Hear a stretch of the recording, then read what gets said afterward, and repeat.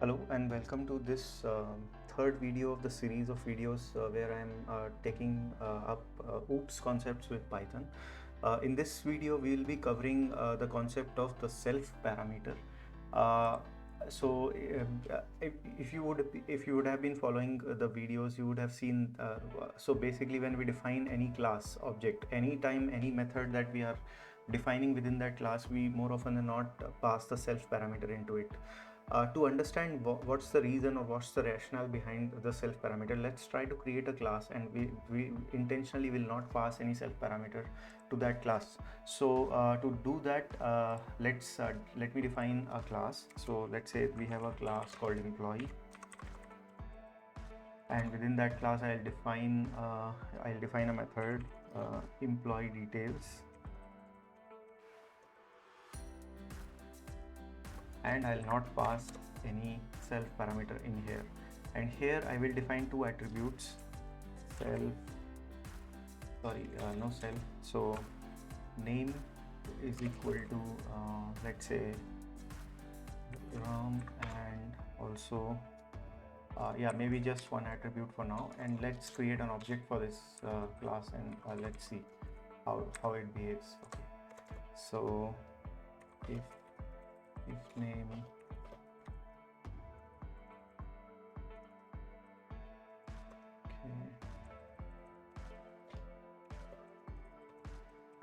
So now what I'm doing is I'm creating an object of for this class, and in fact, let's say we don't even define any attribute, we just say pass. So basically this method does nothing. Okay, so let me call this method,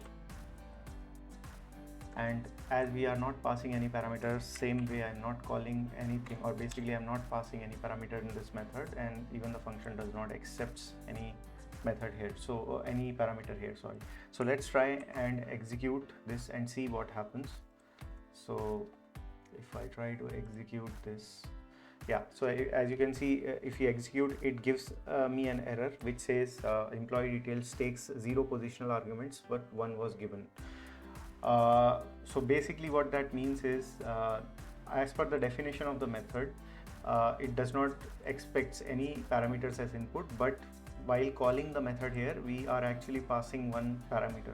So the reason for that is, whenever we are calling the function using any class objects, the actual syntax, or basically the actual way the method call gets worked is this way. So it will basically the class name and the method name, and within that method, whatever is our object that gets passed, this is the actual syntax, and this is a shorthand for the same syntax. So let's see what happens if I pass a self parameter this time, and if I execute this, if you will see, now this will work. And let me just put it as let me just define the name as or a parameter name as self.name as Ram, and let me just print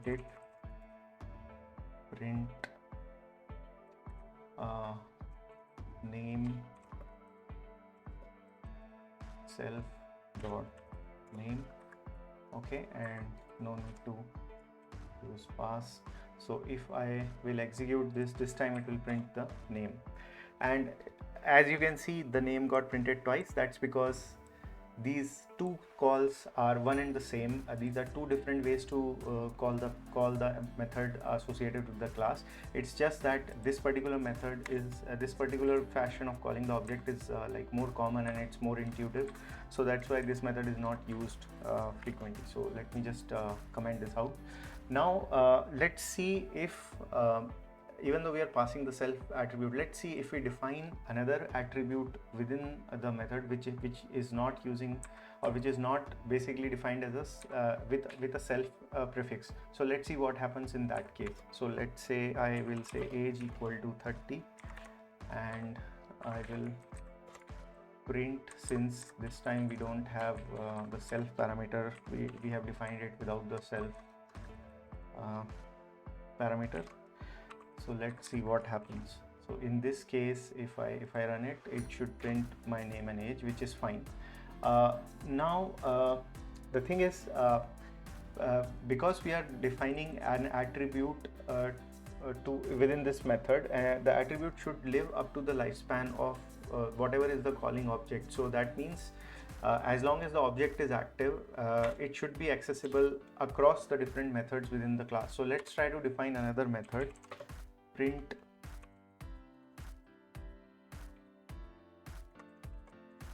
let's say this is the name of my method, and whatever print functions I had, I will actually move those print functions into this method.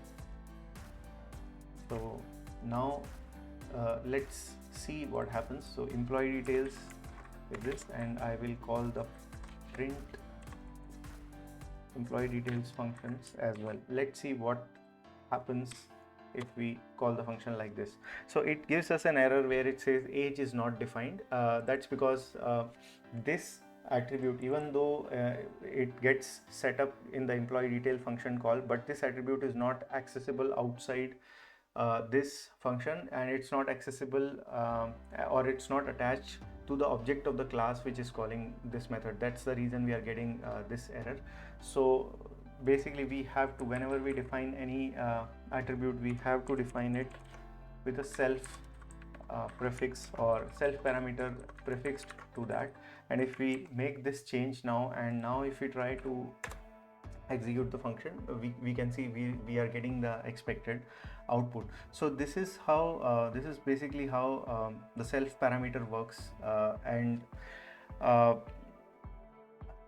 yeah, so this is basically how the self parameter would work. And this is a kind of mandatory whenever we are trying to access any attributes defined within a class which are associated with a particular instance of that class. So that's basically it about the self parameter. I hope this information will be useful, and it kind of clarifies the premise of how and why we should use self parameter within a class whenever we are defining any class, method or object. So that's it for this video. I'll see you in the next one. Thanks a lot for watching this one. Thank you.